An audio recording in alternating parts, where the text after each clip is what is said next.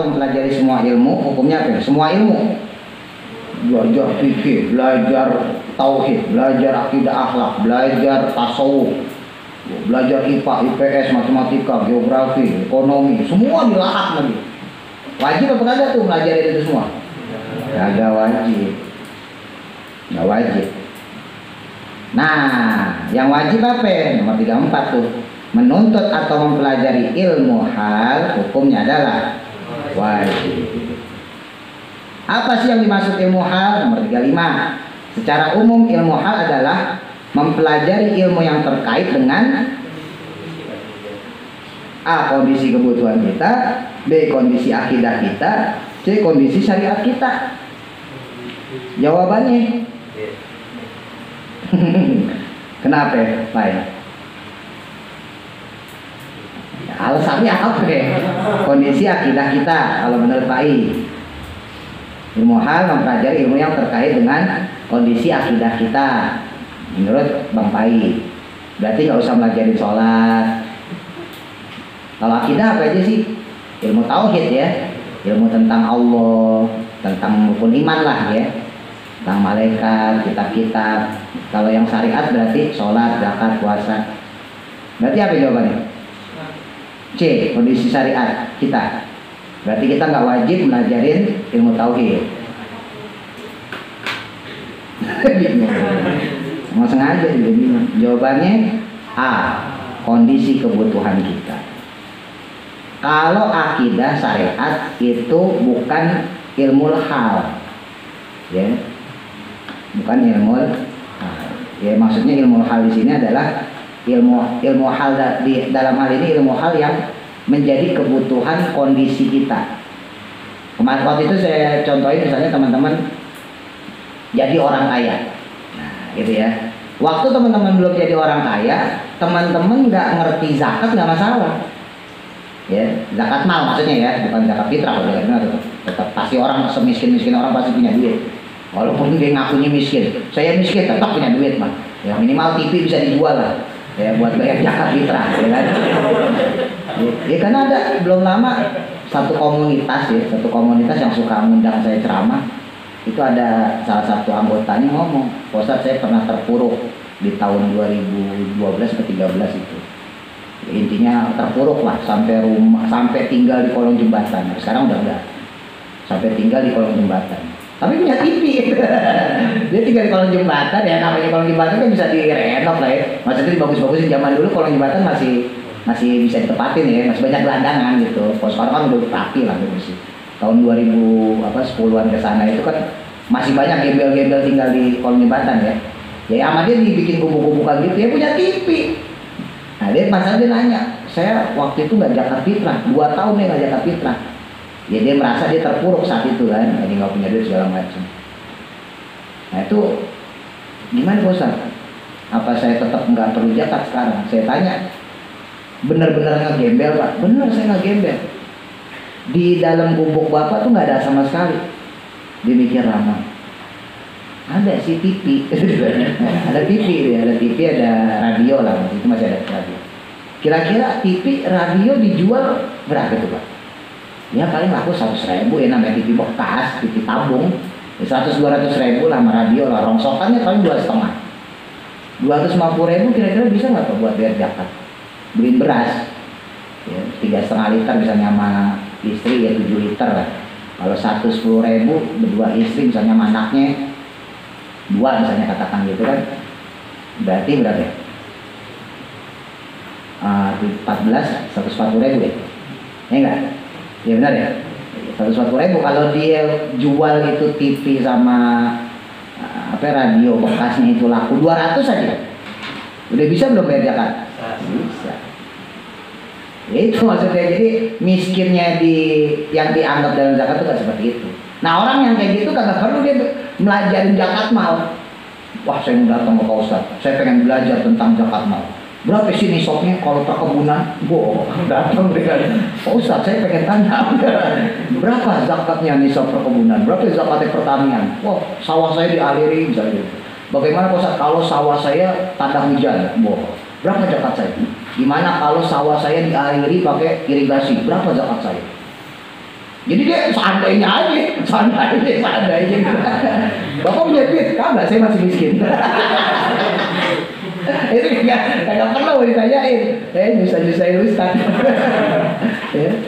Jadi, nah itu yang ilmu hal. Buat dia apa ya? Udah sholat gitu aja.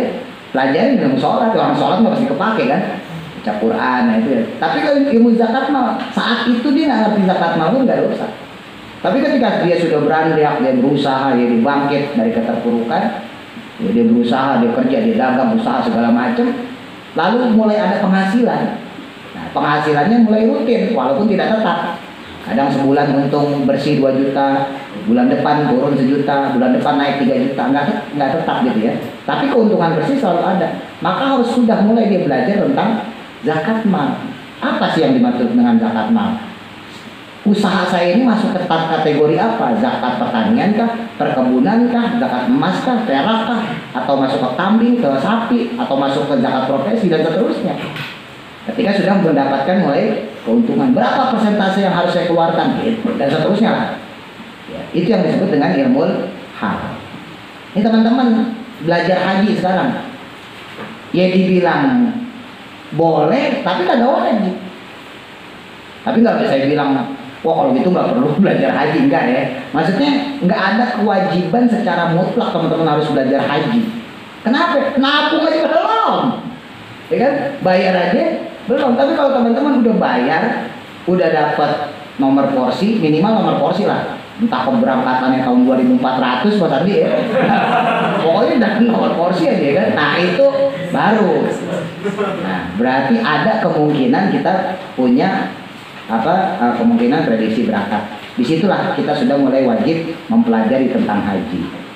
Ya tentunya nggak langsung belajar, enggak ya, pelan-pelan gitu. Nah itu yang namanya ilmu hal. Nah yang termasuk ilmu hal adalah ilmu tauhid dan falak, B tauhid dan fikih, C fikih dan falak. Itu jawaban yang tadi saya sampaikan. Ilmu tauhid berarti ilmu akidah, ilmu fikih berarti ilmu syariah. Kepake gak dua-duanya tuh? Kepake. Nah maka itulah yang dijadikan ilmu hal. Ilmu falak bisa nggak jadi ilmu hal? Bisa kalau teman-teman punya jabatan sebagai ahli astronomi. Barangkali gitu teman-teman kerja di BMKG misalnya gitu. Nah itu ada beberapa hal yang berkaitan dengan ilmu falak. Ilmu falak itu ilmu astronomi, perbintangan, falakia. Atau teman-teman kerja di badan riset, misalnya gitu ya. Apa segala macam lah yang berkaitan dengan perbintangan, astronomi. Maka teman-teman harus belajar ilmu falak. Nah di saat itu baru teman-teman jadi ilmu hal tuh ilmu falak.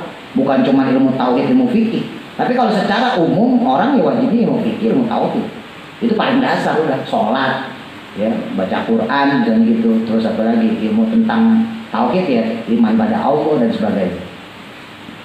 37 diantara ilmu akidah yang wajib dipelajari adalah tentang A. Sifat-sifat Dajjal, B. Tanda-tanda kiamat, C. Keesaan Allah. C. Keesaan Allah. Sifat-sifat Dajjal,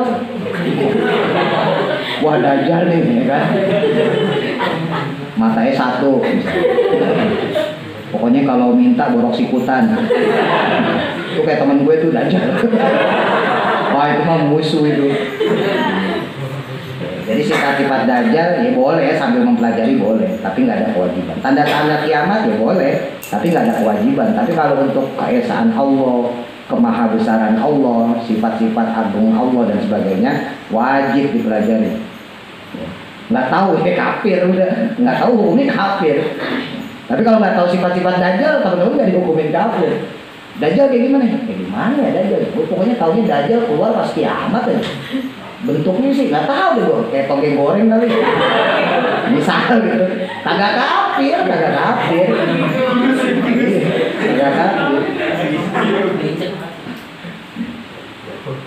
Tanda-tanda kiamat, kan ada kiamat banyak ya kan? Oh, kalau yang soheh itu dalilnya Nabi kan orang-orang gunung, dalam tanda kutip bahasa kiasan, dari orang-orang gunung membangun rumah-rumah mereka. Maksudnya orang-orang bodoh, dia cuma punya modal duit bangun gedung, bangun ini. Terus ketika seorang budak telah lahir dari majikannya, jadi maksudnya kalau zaman Nabi kan masih ada budak ya. Nah, ada majikan laki-laki, budaknya perempuan, digaulin, dikawinin, lahir anak. Nah jadi anaknya budak itu jadi majikannya si budak, apa maksudnya? Nah, iya kan menjadi merdeka. Kalau di hukum Islam jadi merdeka. Jadi ya itu salah satu tanda kiamat.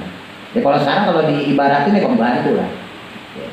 Banyak majikan akhirnya ngawinin pembantunya dan seterusnya. Tapi kan kita nggak tahu semua, banyak tanda kiamat. Ya apalagi perempuan makin banyak ya kan. Jumlah perempuan melebihi jumlahnya laki-laki. Dalam satu riwayat 7 kali lipat, dalam riwayat lain 10 kali lipat. Sekarang aja dia 4 loh. 4 sama menuju 5. Di dunia ini persentasenya itu laki-laki itu 1 banding 4 atau 1 banding 5. Itu salah satu tanda kiamat. Jadi nggak tahu banyak pun nggak masalah. Nggak bikin kafir gitu, nggak bikin kafir. Tapi kalau kita nggak tahu tentang Allah, hukumnya langsung kafir. 38 di antara ilmu syariat yang wajib dipelajari adalah tentang A. Hakikat sholat, B. Tata cara sholat, C. Intisari sholat. B. Tata cara sholat. Kenapa nggak hakikat sholat? Kenapa nggak intisari sholat?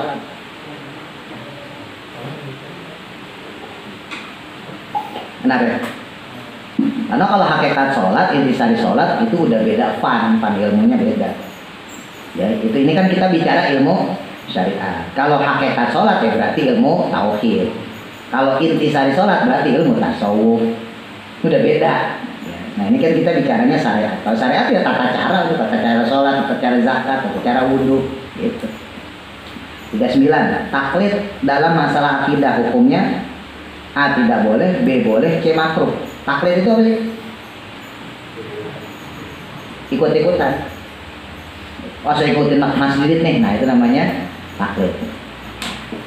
Nah pertanyaannya, taklid dalam masalah akidah boleh apa enggak? Ini saya nyembah Allah, ya teman-teman ikut, saya ikut Ustaz Jelani lah nyembah Allah. Nah, besok kalau Ustaz Jelani nyembah patung, saya juga patung. Nah itu namanya taklid. Nah ya kan, nah itu boleh atau enggak hukumnya?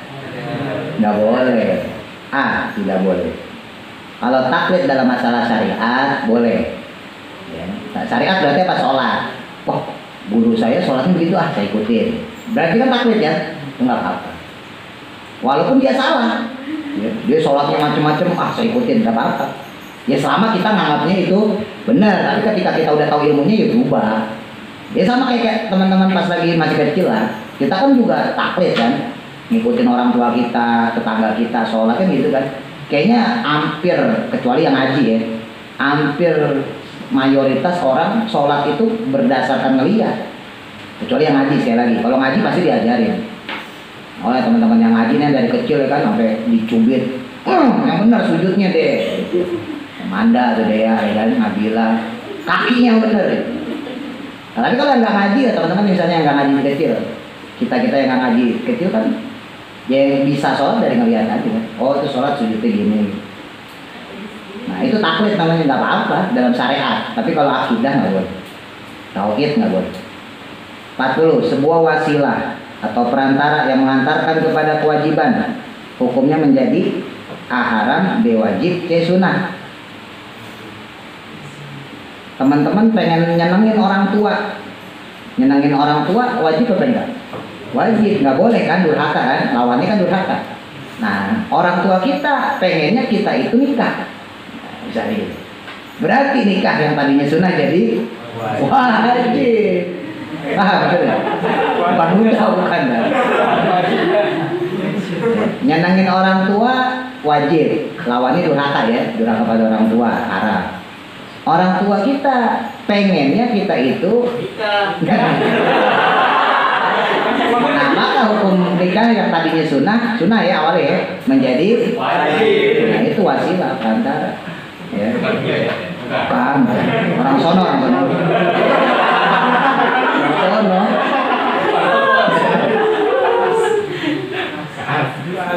Orang tua pengen kita kerja. Nah, berarti kalau orang tua kita senang karena kita kerja, maka nyari kerjaan hukumnya. Orang tua pengen kalau yang sekolah nilai anaknya bagus. Berarti berusaha belajar untuk mendapatkan nilai bagus, hukumnya jadi wajib. Gitu. Itu wasilah ya. Soal dari kitab Al-Majalis Susaniyah. Sebagian ulama mengatakan bahwa poros Islam itu ada 4 hadis.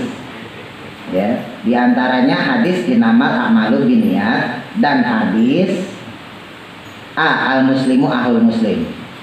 Satu muslim itu saudaranya muslim yang lain. B, paman ya'mal misqala dzarratin khairan yarahu. Siapa orang yang beramal atau berbuat satu miskol, satu berat zarrah, biji sawi boleh, atom boleh, terserahlah suka-suka, khairan akan satu kebaikan, maka yarahu dia akan dibalas. Terus yang ketiga C, man amila amalan laisa alaihi amruna fahuwa raddun. Man orang amila yang dia beramal atau berbuat amalan satu amalan laisa alaihi yang tidak ada padanya amruna perkara kami, maksudnya nggak pernah diajari Nabi, fahuwa maka perkara tersebut, perbuatan tersebut raddun tertolak. Mana ya?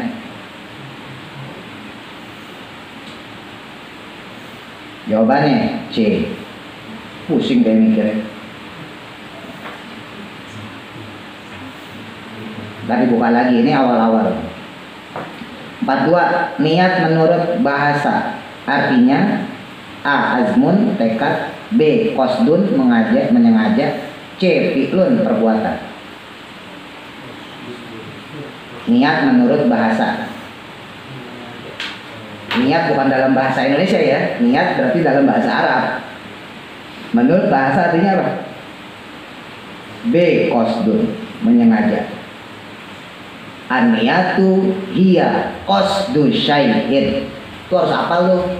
Jadi buat dalil juga keren, kan? Jadi kalau teman-teman kenapa sih gua harus niat? Ya itu, an-niyatu hiya qasdu syai'in muqtarinan bi fi'lihi. Artinya, ntar gua tanya dulu Pak Ustaz. WA deh Pak Ustaz. Pak Ustaz artinya banyak. Niatu hiya qasdu syai'in muqtarinan bi fi'lihi. Yang namanya niat itu adalah qasdu syai'in. Qasdu syai' itu menyengaja sesuatu. Dulu saya contohin kalau azam itu baru tekad aja. Besok gue pengen ngasih anak yatim. Itu namanya azam. Tapi ketika kita besok udah punya duitnya datang ke anak yatim, nah itu namanya niat, menyengaja, qasdun. 43, di antara amal ibadah yang tetap sah tanpa niat adalah A, azan dan baca Quran. B, azan dan sholat. C, baca Quran dan sholat. A, azan dan baca Quran. Ini masalah sah ya, bukan masalah diterima apa enggak sama Allah, beda lagi. Kalau sholat harus niat. 44, niat seorang mukmin itu lebih baik dari A, ilmunya, B, amalnya, C, pahalanya. Niat seorang mukmin lebih baik dari B, amalnya. Karena niat itu ya berkaitan dengan amal. Nah, amal itu baru bisa terjadi karena adanya niat. Makanya dalam Islam itu nggak ada dikenal istilah spontan, nggak ada. Misalnya gitu ya, misalnya kita tiba-tiba ada pengemis datang terus spontan gua kasih duit. Nggak ada istilah itu, tetap pasti ada niat. Karena yang disebut niat dalam Islam, dalam kategori fikih adalah menyengaja sesuatu. Memang dalam bahasa Indonesia, wah gua nggak ada niat tuh tadi ngasih anak yatim, gitu ya. Dalam bahasa Indonesia, tapi dalam bahasa fikih enggak. Ketika kita sudah ngeluarin duit itu udah niat namanya. Bisa bedain. Nah, makanya dalam istilah fikih nggak ada istilah spontan, semuanya pakai niat. Gitu. Makanya niat itu berkaitan dengan amalnya. Nah, niatnya seorang mukmin itu lebih baik daripada amalnya. Kenapa? Karena kalau amal bisa saja tadi sifatnya ya, dalam bahasa kita sehari-hari spontan. Tapi kalau dengan niat, makanya ketika orang berniat walaupun dia nggak jalanin, kemarin saya contohin misalnya teman-teman udah naruh duit nih 100.000, jalan ke tempat anak yatim, di jalanan hilang duitnya 100.000 dikantongin, entah kantongnya bolong, ya, itu tetap dapat pahala. Nah itu niat itu tetap berharga, ya, melebihi daripada amal perbuatannya itu sendiri, karena amal itu hasil daripada niat, intinya begitu. Lagi-lagi ya, jangan teman-teman ibaratin spontan. Kalau spontan nggak ada dalam bahasa fikih, nggak ada spontan, semuanya pakai niat. 45, niat yang paling baik dan ikhlas adalah untuk mengharap surga. Gue pengen sholat yang bagus supaya masuk surga. B, mengharap pahala dari Allah. Gue sholat biar dapat pahala dari Allah. Makin banyak pahala gue, besok bisa gue jualan di akhirat. Dagang pahala. Biasa dagang di Tanah Abang. Gue di akhirat jualan pahala. C, mengharap ridho Allah. Saya sholat semata-mata untuk mengharap ridho. Apa ya? C, teorinya mah C. Teorinya C. Prakteknya semua. Pengen duit, pengen perempuan, pengen ini. Siapa itu? Orang sono. Orang sono. 46, seseorang yang berkata bahwa dia akan bersedekah besok hari, maka ucapannya disebut, tadi udah disampaikan, niat, azam atau perbuatan? Azam. 47, seseorang yang berniat melakukan suatu amal namun tidak sampai untuk mengerjakannya karena adanya uzur yang menghambat dirinya, tadi udah saya sampaikan juga, maka dia tetap dapat pahala amal, tetap dapat pahala niat, atau tidak dapat pahala sama sekali. Ayo, pahala apa? Pahala amal atau pahala niat? Orang melakukan satu amal namun tidak sampai mengerjakannya karena adanya uzur. Tadi punya duit 100.000 udah dikantongin, niat mau ngasih anak yatim, nyampe tempat anak yatim duit 100.000 hilang. Yang dia dapat pahala niat atau pahala amal? Kasian banget ya. pahala amal.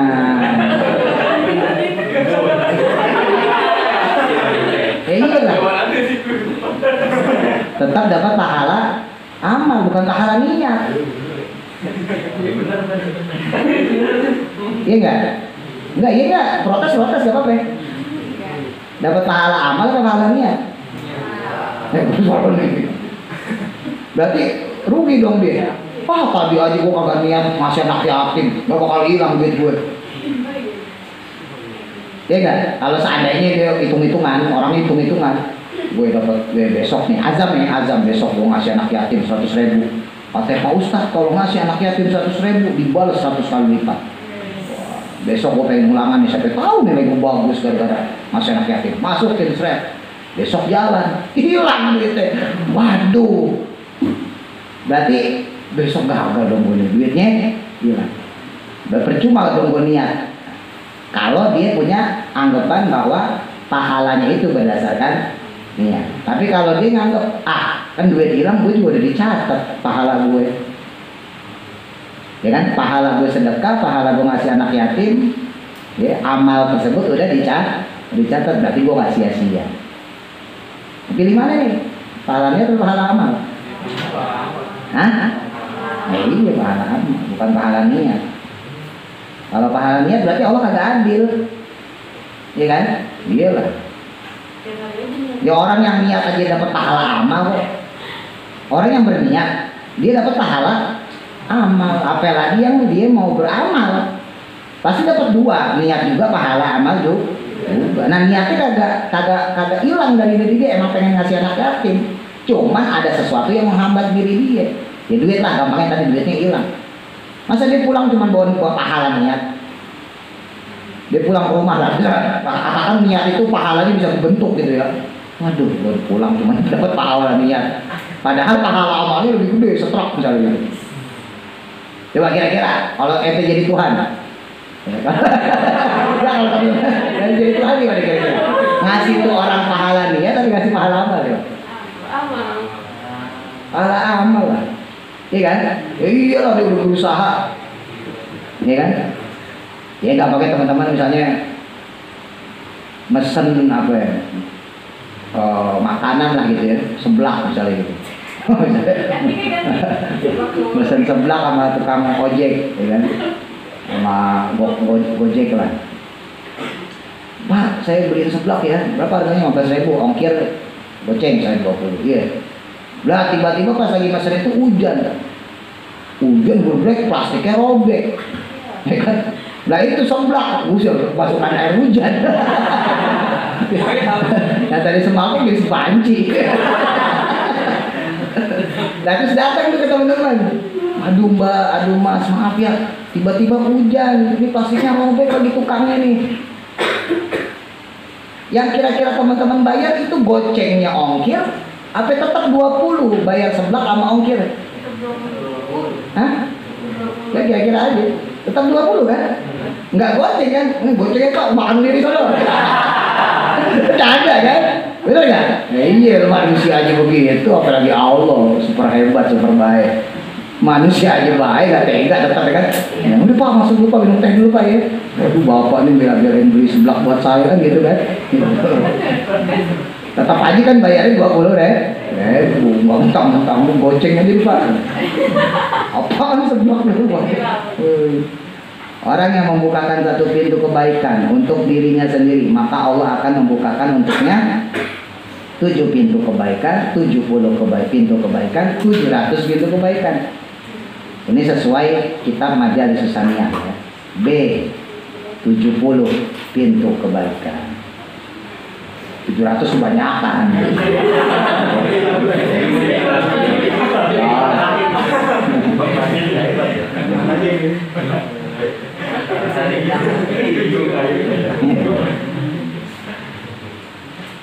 Empat 9. Orang soleh yang punya niat bermaksiat lalu dia mati dengan membawa niat tersebut.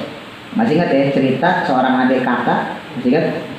Yang adiknya tinggal di bawah, kakaknya tinggal di atas. Kakaknya ibadah terus, adiknya maksiat terus.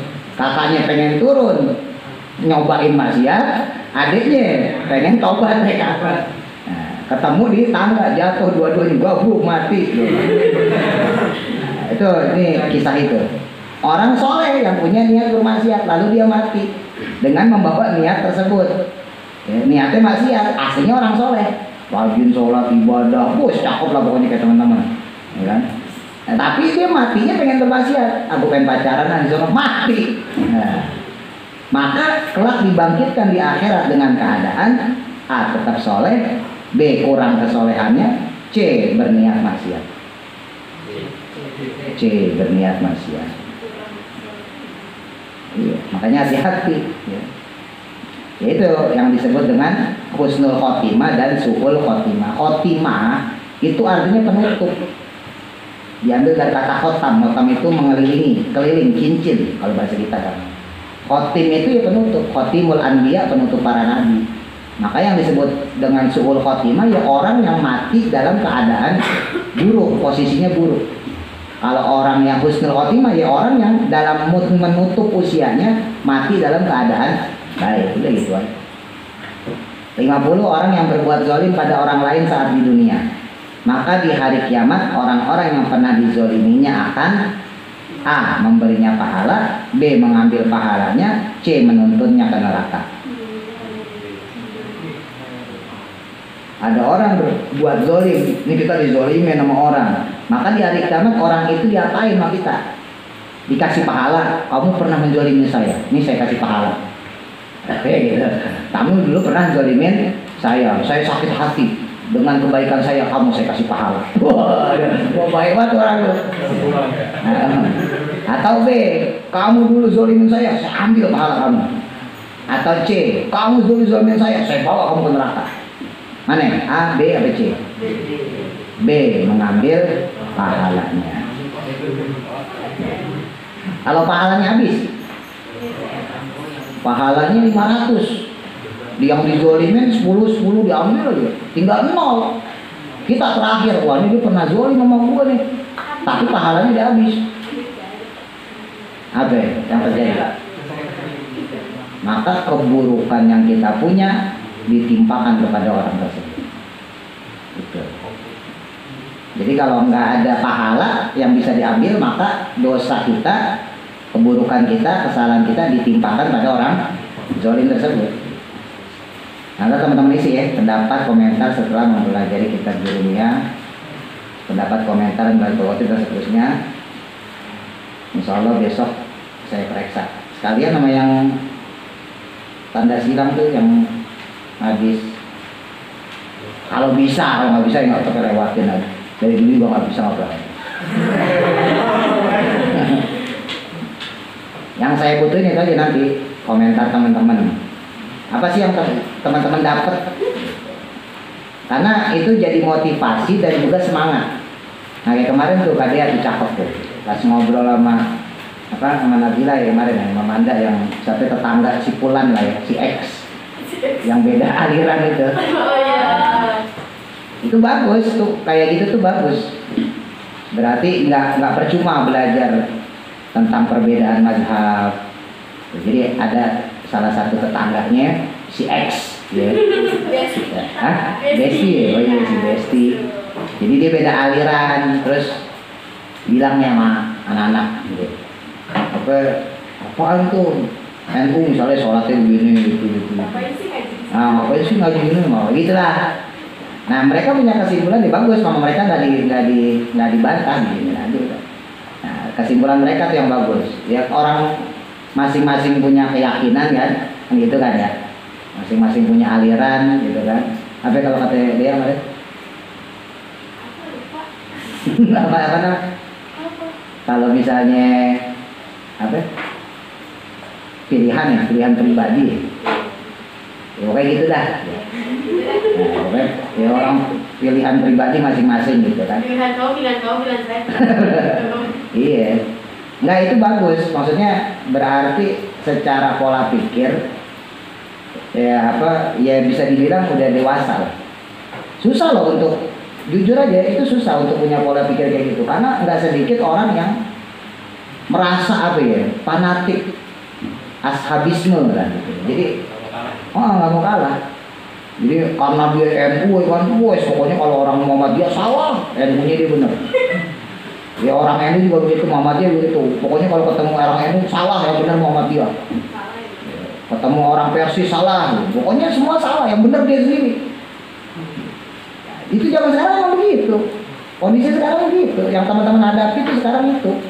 Makanya bolak-balik saya sampaikan, nggak boleh kita fanatik terhadap ormas. Ya, ormas boleh, saya juga senang organisasi. Tapi nggak boleh kita fanatik karena nggak ada tuh yang gitu-gitu tuh dalam Islam tuh nggak ditanya. Mati pun kita nggak ditanya. Bang Pai, mati nih Pai. Ormasmu apa? NU, Muhammadiyah, Persis, nggak ditanya. Nah, iya. Iya kan? Nggak ditanya. Misalnya kita kuliah, ya kan? Saya Mas Ardan gitu, atau Mas Wanda kuliah, terus masuk Osma misalnya gitu, atau anak gunung tuh namanya Impala misalnya gitu. Nggak ditanya, ngapain? Mana kita begitu tuh ngapain? Ikutin aja udah. Saya juga RI biasa aja, udah biasa aja. Saya punya teman Muhammadiyah ya banyak, teman orang Persis ya banyak, biasa aja. Maksudnya nggak usah berdebat yang kayak gitu. Orang masing-masing punya pilihan sendiri, keyakinan sendiri. Kalau buat kita sendiri, ya teman-teman yang harus sunnah wal jamaah belajar dari mazhab Syafi'i, yang udah kita pelajari bersama-sama, ya wajib yakin. Ya secara kelompok kita wajib yakin bahwa ajaran kita yang kita pelajarin punya sanad yang kuat. Sanad itu rantai ilmuwan ya. Teman-teman belajar sama saya belajar sama guru saya belajar sama gurunya lagi gitu terus sampai Nabi Muhammad tuh kita harus akul yakin. Tapi ketika berhadapan dengan orang lain ya jangan. Jadi kita punya teman misalnya Muhammadiyah atau Persis atau Al-Jari. Wah lu masalah lo jelek, kafir. Ya jangan ya. Jangan kayak gitu. Pokoknya habis lo. Pokoknya semua disalahin yang benar kita. Seolah-olah kita udah megang kunci surga sendirian. Kagak enak surga sendirian juga. Mau surga segitu luas ya kan, sepi ya. Kok senang banget pakai surga sendiri ya kan. Orang aja ngontrak rumah dikontrakin saking sepi. Ya kan, apalagi surga segitu gedenya lu mau masuk sendiri. Jadi nggak usah fanatik, biasa aja. Ya barangkali tadi juga teman-teman aktif gitu. Saya berapa kali ditawarin masuk pengurusan Muhammadiyah berapa kali. Persis beberapa kali, ada beberapa teman Muhammadiyah, beberapa teman Persis. Lu masuk Persis aja, lo kan orangnya itu kagak aktif di NU. Dia taunya saya nggak aktif, emang nggak aktif. Dia dulu pas awal-awal keluar pondok saya aktif, sampai jadi sekretaris MWC Majelis Wilayah Cabang tingkat kecamatan ya, Matraman. Jadi saya gini-gini pernah jadi sekretaris kecamatan NU. Tapi habis itu ketuanya meninggal, udah saya kagak sampai sekarang. Dan emang males, ya, dikit-dikit rapat, dikit-dikit pergi. Jadi emang waktunya juga udah nggak cukup. Tapi ya tadi sama saya itu saya nggak pernah fanatik amat, biasa aja.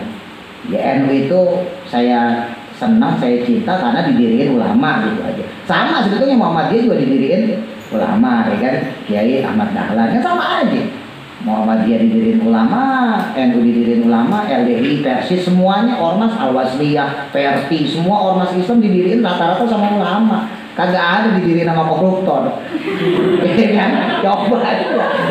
Atau didiriin sama residivis, kagak ada. Semua rata-rata didiriin sama ulama. Ya udah banggalah dengan ulama itu gitu. Jadi misalnya kita orang NU gitu, amaliyah kita NU, walaupun NU-nya kultural ya. Karena bolak-balik saya pernah cerita sama teman-teman di Jombang, di Jawa Timur secara umum, itu petani aja punya kartu NU. Petani, tukang sampah aja punya kartu NU. 1.000 tuh setiap minggu uang kasnya. Jadi kalau sebulan 4.000. Petani, maaf bahasa kasarnya, ya, tukang ojek, tukang sampah aja punya kartu NU. Tapi kalau di kota-kota besar, termasuk kita DKI Jakarta, pengurus aja belum tentu punya kartu NU. Benar. Saya itu pengurus, sekretaris, nggak punya kartu NU. Waktu saya ngejabat pengurus itu, saya nggak punya kartu NU kayak gitu. Tapi pengurus, ya, kalau nggak percaya, iseng aja barangkali teman-teman punya kenalan yang teman bapaknya, coba Pak punya kartu NU, belum tentu punya. Orang malas ngurusnya, padahal gampang. Tapi rata-rata ketua rantingnya malas ngurusin. Tapi kalau di Jawa Timur, di Jombang, karena rantingnya aktif, ranting itu tingkat RT RW ya. Masuk lagi kan tingkat kelurahan, masuk lagi MWC, masuk lagi kalau di Muhammadiyah tuh Kota Madya, ya kan. Masuk DPC ya kan, DPC, masuk DPP, baru PBNU kalau di NU. Kalau Muhammadiyah sama PB Muhammadiyah ya. Yang nasional ya kan. Ya itu banyak. Muhammadiyah belum tentu orang pada punya kartu. Ini masuk Wanda yang sekolah Muhammadiyah lah. SMA Muhammadiyah ya. SMP enggak ya? SMA lah. SMA Muhammadiyah, kuliah Wahamka Muhammadiyah. Berarti berapa tahun? 6 tahun lah ya jadi jamaah. Warga ya, kalau Muhammadiyah warga ya. Warga Muhammadiyah ya. Itu coba, punya enggak kartu Muhammadiyah? Enggak punya kan? Pernah ditawarin nggak? Kali gitu, Mas Wanda ntar bikin kartu Muhammadiyah, pernah nggak? Nggak pernah kan? Emang jarang kan? Kalau untuk kota besar ya, kalau untuk kampung tuh banyak karena ya penghasilan uang kas tadi lagi-lagi. Makanya ya biasa aja. Kita ngabung-ngabungin NU Muhammadiyah itu karena didiriin sama ulama. Jadi kita, ya misalnya saya senang sama NU ya karena saya senang sama Kiai Hasyim Asy'ari. Karena sanatnya orang NU itu semuanya dari Kiai Hasyim Asy'ari. Semua sunat NU khususnya ya. Umumnya banyak termasuk Kiai Ahmad Dahlan. Orang Kiai Ahmad Dahlan belajar sama Kiai Hasyim Asy'ari. Walaupun Kiai Ahmad Dahlan sama Kiai Hasyim Asy'ari satu tingkatan, satu level, sama-sama berangkat ke Mekah, ke Madinah belajar sama Syekh Khotin Minangkabau, ya, sama Syekh Mahfud Termas, ya. Banyak lagi ulama-ulama di kota Mekah Madinah. Tapi ketika pulang itu Syekh Ahmad Dahlan sering banget datang ke tempat Syekh Hasyim Asy'ari untuk belajar Bukhari Muslim. Karena kenapa dijulukin, ini biar tahu teman-teman sejarah, kenapa dijulukin Hadratus Syekh Hasyim Asy'ari itu karena beliau hafal 7 bahkan 9 kitab hadis. Imam Bukhari kitab hadis pertama ya, Muslim, Nasa'i, Tirmizi, Ibnu Majah, Ad-Darimi, Nasa'i. 2 lagi nih ya bahasa kita tambahan lah, ya Sunan Ahmad, ya sama Sunan Abu Dawud. 9.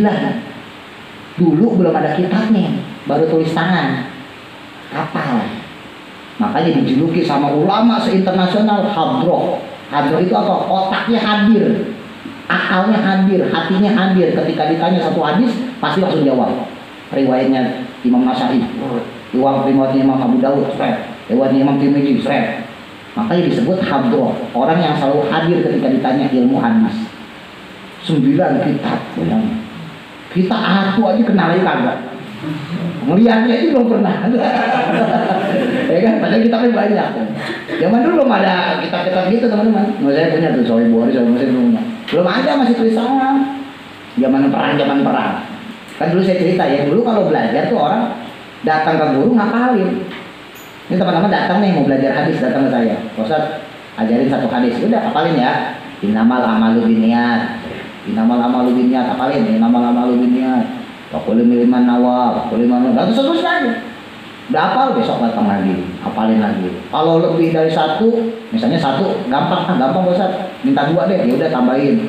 2 kurang, tambahin 10 Ustaz setiap hari. 10. Bayangin itu, sampai kemudian hafal 9 kitab hadis. Dan satu kitab segini-gini. Oh, kitab benar, segini-gini. 9 itu berapa itu?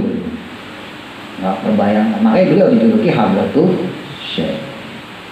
Ya saya bangga, itu baru itunya doang ya. Baru dari segi keilmuan, belum akhlak macam-macam itu saya bangga. Beliau belajar sama saya Zainal Dahlan. Nah itu belajar sama yang namanya Sayyid ya, Sayyid kan turunan Nabi ya kan, Habaib kalau sekarang disebutnya, kalau zaman dulu Sayyid ya, sama aja Sayyid, Habib itu sama. Terus naik lagi ke atas ya, terus sampai Rasulullah SAW itu nasabnya nyambung.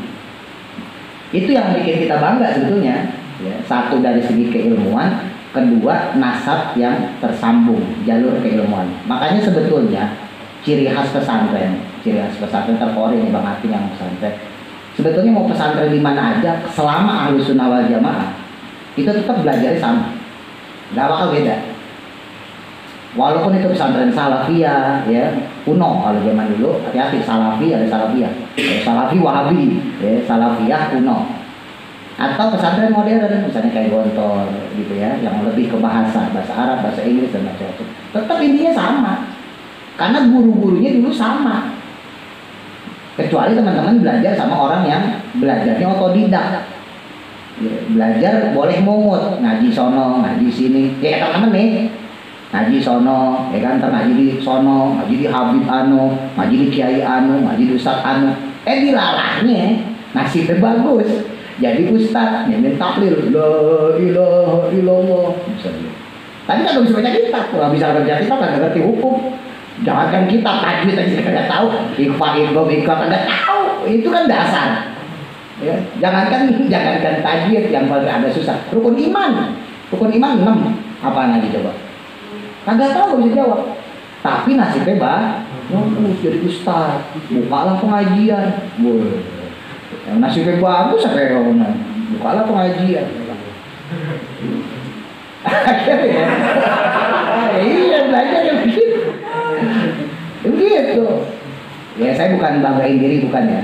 Ya makanya saya bilang, kalaupun satu saat teman-teman ngaji sama yang lain, hati-hati.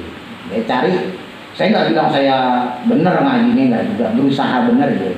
Ya saya tetap berusaha benar. Tapi kalau teman-teman keluar, misalnya itu ngaji sama siapapun, usahain ya cari ngaji yang benar. Kalau cuma ngaji, maaf ya, bolak-balik saya sampaikan, bukan ngejelekin majelis zikir gitu, bukan. Ya tetap bagus, tapi ngaji yang ya tadi ilmu hal itu susah. Jujur aja, nyari teman-teman belajar yang sholat toharoh itu susah.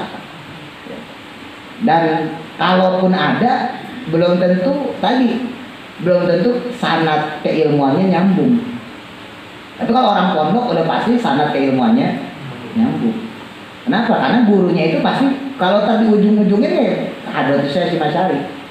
Khususnya ulama Jawa, semuanya larinya ke Hadratus Syekh Hasyim Asy'ari. Yang saat itu ya di zamannya lah ya, di zamannya itu punya murid ribuan. Nah makanya kalau teman-teman seandainya gitu belajar sama orang lain ya cari yang gitu. Karena Sayyidina Ali itu pernah bilang, ilmu itu yang kita pelajarin ya, itu menggambarkan kebisaan kita, tapi juga menggambarkan dari mana ilmu itu kita pelajari. Jadi artinya gini, kalau teman-teman ngambil ilmu dari orang yang salah, ini orangnya salah nih, kita ambil ilmu ini, kita salah juga nggak? Pasti salah. Ibarat ambil air, airnya buta, sumbernya buta.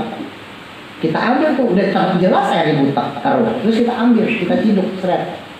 Air yang ada di gelas kita buta nggak? Buta. Pasti keruh. Jangankan yang udah keruh, yang masih bening aja. Ini air bening, kita ciduk, belum tentu bening, karena tergantung gelasnya kan. Tergantung kita ini, kalau kitanya keruh, kitanya masih punya penyakit hati banyak, ilmu yang tadinya bagus kita ambil dari seorang syekh, seorang ulama, seorang ustaz, seorang kiai, seorang habib. Dia emangnya bagus, ikhlas minta ampun, tapi kitanya yang buruk, kita ambil ilmu, tetap jadi buruk. Itu uniknya ilmu tuh di situ, nggak sembarangan. Jadi bukan cuman kitanya saja yang memperbaiki diri, tapi kita juga harus tahu siapa guru kita. Ya, makanya dulu pernah saya singgung sama teman-teman, ini tips dari kiai saya. Kalau teman-teman nyari guru syariat, ya ini saya ulang-ulang terus supaya jadi pelajaran. Kalau teman-teman nyari guru syariat berarti guru sholat gitu ya. Gue pengen belajar sholat, zakat, puasa itu syariat ya. Maka yang teman-teman harus lihat pertama adalah baca Qur'annya, 2 sholatnya, 3 baru akhlak. Jadi urutannya lihat baca Qur'annya. Baca Qur'annya benar gak? Tajwidnya benar gak? Makhrajnya panjang pendeknya pas gak? Kalau udah bagus, lihat sholatnya. Sholatnya benar gak? Ya, sesuai gak sama yang kita belajar? Orang pada sedekap di sini, apa dia sedekapnya begini?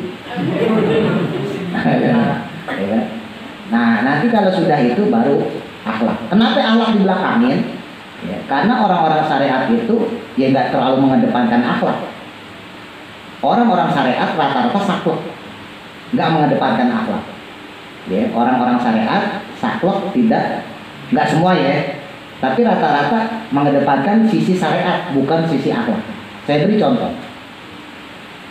Ini yang laki-laki mau sholat Jumat, depan ada saf kosong. Ada saf kosong. Pertanyaannya, di samping kita nih ada kakek-kakek tua, bapak-bapak tua. Siapa yang maju? Kita maju atau kita persilahkan dia? Coba kalau Mas Ardan. Ini Mas Ardan di depan ada saf kosong. Di samping Mas Ardan ada kakek-kakek tua atau bapak-bapak tua. Mas Ardan maju sendiri atau kakek itu dipersilahkan sama Mas Ardan yang maju? Pak maju aja Pak depan. Apa yang Mas Ardan lakuin? Maju sendiri. Kenapa? Karena pengen dapat pahala yang banyak. Itu salah satu ciri syariat. Ngapain lu orang, gua aja maju. Ya enggak? Dalam hal ini akhlaknya agak hilang dikit, ya. Agak hilang dikit. Tapi nggak apa-apa, secara syariat boleh. Orang itu namanya lomba-lomba kok, lomba-lomba dalam kebaikan. Itu namanya lomba-lomba dalam kebaikan. Ya. Jadi seandainya nih, ini ada bangunan pesantren, ngebangun habis 1 M, kurang 100 juta. Kurang 100 juta. Kita punya duit 100 juta. Teman kita punya duit 100 juta. Sama-sama punya duit 100 juta. Terus kiai itu ngomong, siapa yang mau bantu saya 100 juta? Kita sama-sama pengen bantu. Ini kalau ilmu syariat, jangan nyuruh dia. Deh, kamu aja yang bantu. Jangan, kita yang maju nih Pak Kiai 100 juta. Gue dong, gue nambah nih 50. Enggak, wah, apaan soalnya yang lain lo.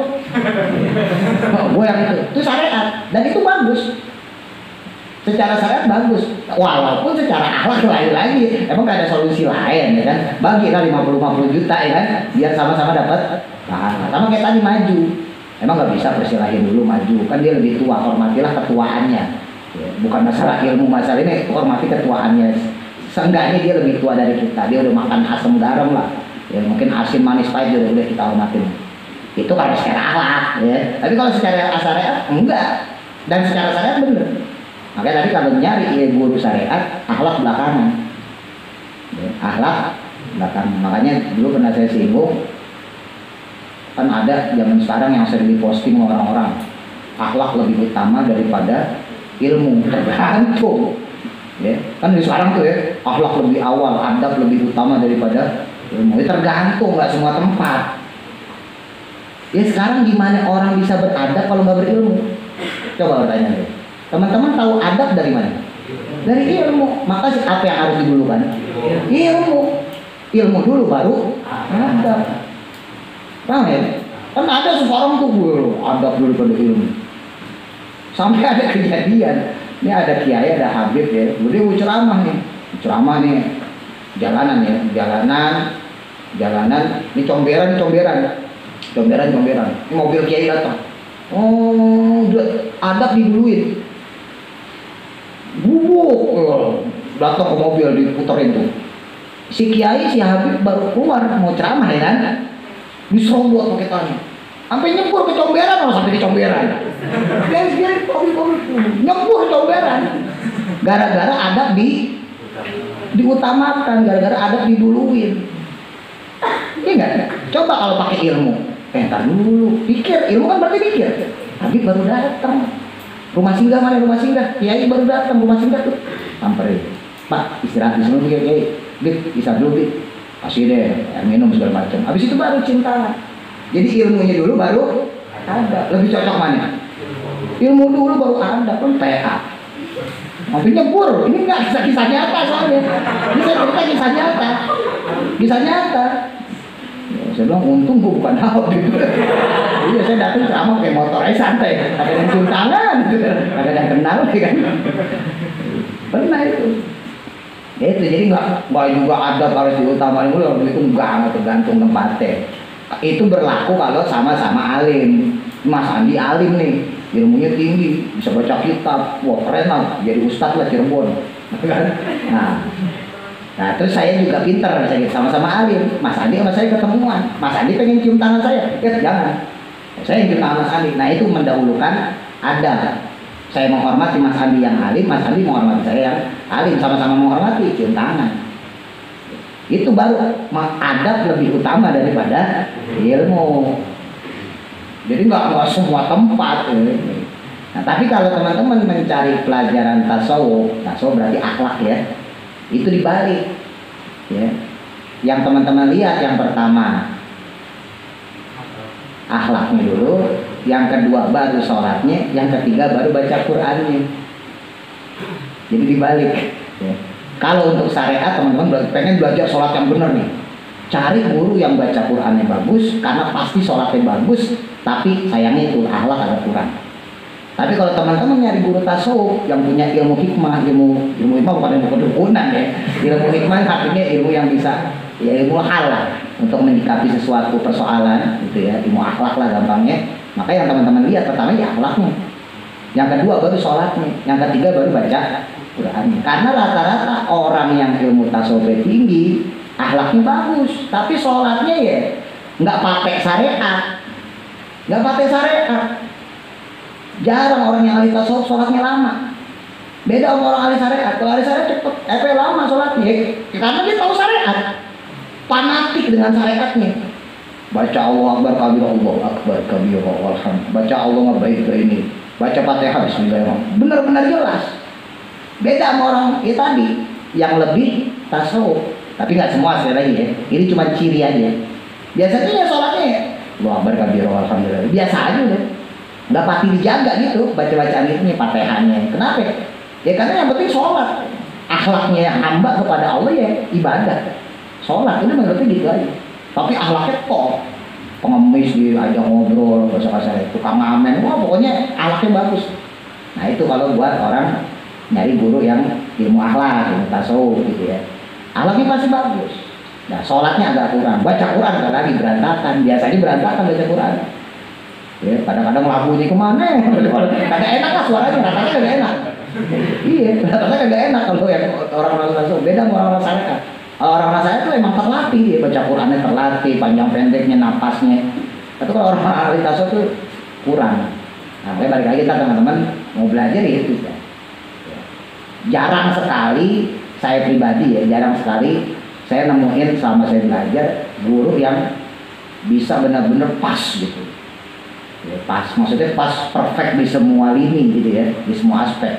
Ya sholatnya cakep, ngajinya cakep, akhlaknya cakep. Tetap pasti ada minusnya. Karena setiap manusia itu pasti condong salah satu.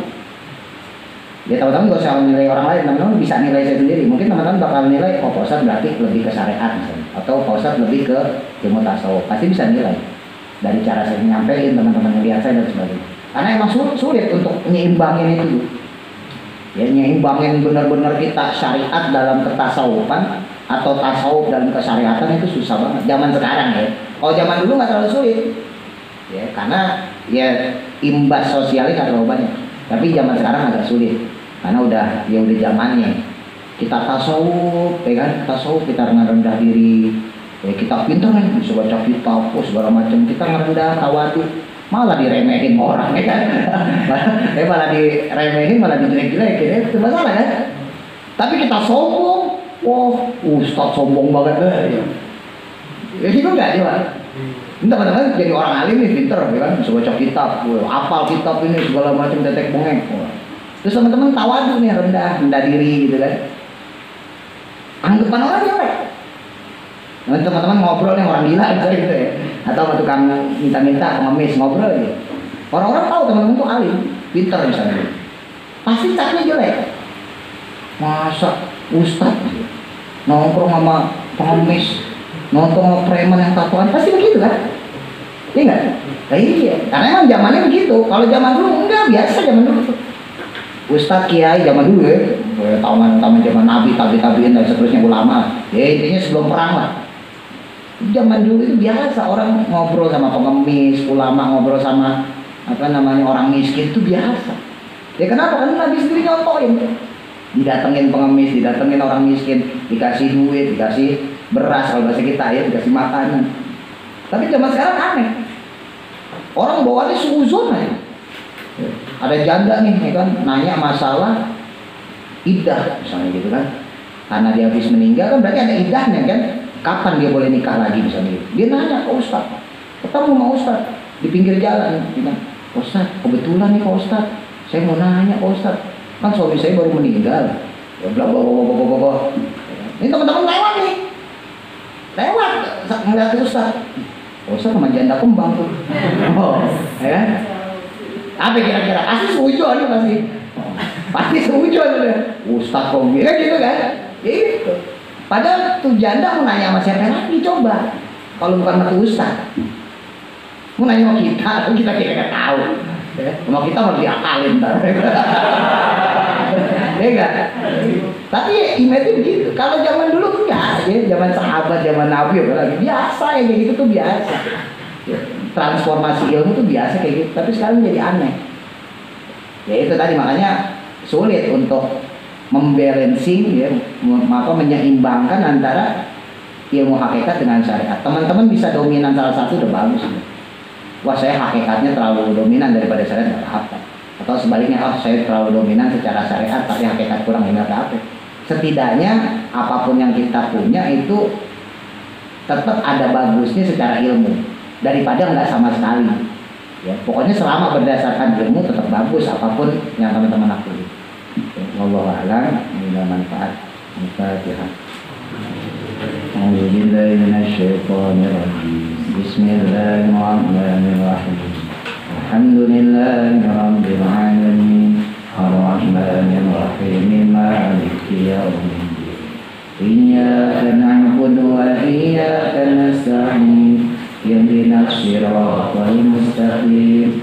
Siratal ladzina an'amta 'alaihim ghairil maghdubi 'alaihim waladdallin. Amin. Rabb'ighfir lana dina. Bismillahirrahmanirrahim. Alhamdulillahi rabbil alamin. Subhanakallahumma wa bihamdika asyhadu an la ilaha illa anta astaghfiruka wa atubu ilaik. Subhanallah wa bihamdi adada khalqi wa ridha nafsi wa zinata arshi wa midada kalimati. Allahumma sholli wa sallim ala sayyidina Muhammad wa ala ali sayyidina Muhammad adada ma fi ilmillahi salatan daimatan bidawami mulkillahi wa salatan analu bisiri ayudhal Qur'an wa amala bihi. Allahumma arhamna bil Qur'an wa zidna ilman nafi'a wa amalan salihan wa amalan mutaqabbala. Allahumma anfa'na bima 'allamtana wa 'allimna ma yanfa'una wa sallallahu ala sayyidina Muhammadin wa ala alihi wa sahbihi wasallam walhamdulillahi rabbil alamin. Insyaallah untuk jadwal nanti malam Ahad depan ya. Tadi saya belum sempat ngetik. Insyaallah nanti di share di grup juga. Mohon maaf. Assalamualaikum warahmatullahi wabarakatuh.